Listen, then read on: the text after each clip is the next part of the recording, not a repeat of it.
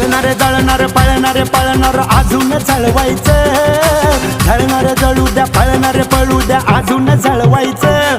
माग भुकणाऱ्या कुत्र्याला बिस्किट टाकून पुढं चालायचं, माग भुकणाऱ्या कुत्र्याला बिस्किट टाकून पुढं चालायचं।